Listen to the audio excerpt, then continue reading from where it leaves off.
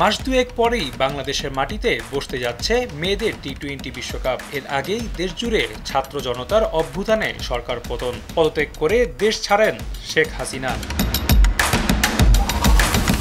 দেশ গঠনের দায়িত্ব বর্তায় নোবেলজয়ী ডক্টর ইউনূসের উপর। তাকে প্রধান উপদেষ্টা করে অন্তর্বর্তীকালীন সরকার গঠন করা হয় ছাত্রদের চাওয়া অনুযায়ী। ফলে নতুন নেতৃত্ব আসে সকল মন্ত্রণালয়ে, যেখানে যুব ও ক্রীড়া মন্ত্রণালয়ের দায়িত্ব পেয়েছেন বৈষম্য বিরোধী ছাত্র আন্দোলনের অন্যতম সমন্বয়ক আসিফ মাহমুদ সজীব ভুঁইয়া।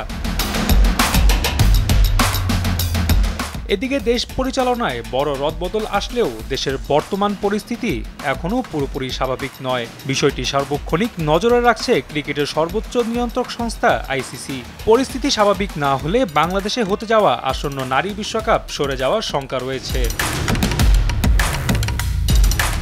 অক্টোবরের ৩ তারিখ থেকে মেয়েদের বিশ্বকাপটি মাঠে গড়ানোর কথা রয়েছে, যেটির ভেন্যু সিলেট ও ঢাকা। বিশ্বকাপের বিকল্প দেশ হিসাবে ভারত, সংযুক্ত আরব আমিরাত এমনকি শ্রীলঙ্কার নাম রয়েছে। বর্তমান পরিস্থিতির উন্নতি না হলে এসবের কোনো একটিতে চলে যেতে পারে নারী বিশ্বকাপের আসর।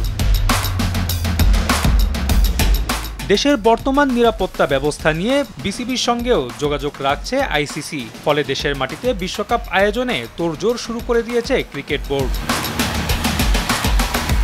ইতোমধ্যে বিশ্বকাপ আয়োজনে দেশের নিরাপত্তা চেয়ে বাংলাদেশ সেনাবাহিনীর প্রধান ওয়াকার উজ্জামানকে চিঠি পাঠিয়েছে বিসিবি। সেই চিঠির জবাবের অপেক্ষায় এখন বোর্ড কর্তারা। এদিকে দায়িত্ব পেয়েই বিসিবিকে আশার আলো দেখাচ্ছেন নতুন যুব ও ক্রীড়ামন্ত্রী আসিফ। সম্প্রতি একটি সাক্ষাৎকারে তিনি এই বিষয়ে আশ্বস্ত করে জানিয়েছেন বিশ্বকাপ বাংলাদেশের বাইরে যাবে না।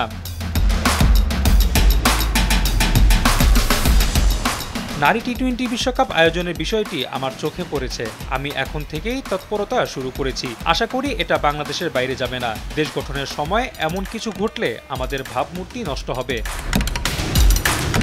তবে বিশ্বকাপটি আসলেই বাংলাদেশে থাকছে কি না তা নিশ্চিত হতে আরও কিছুদিন অপেক্ষা করতে হবে ক্রিকেট ভক্তদের। রাফি আমিন, RTV।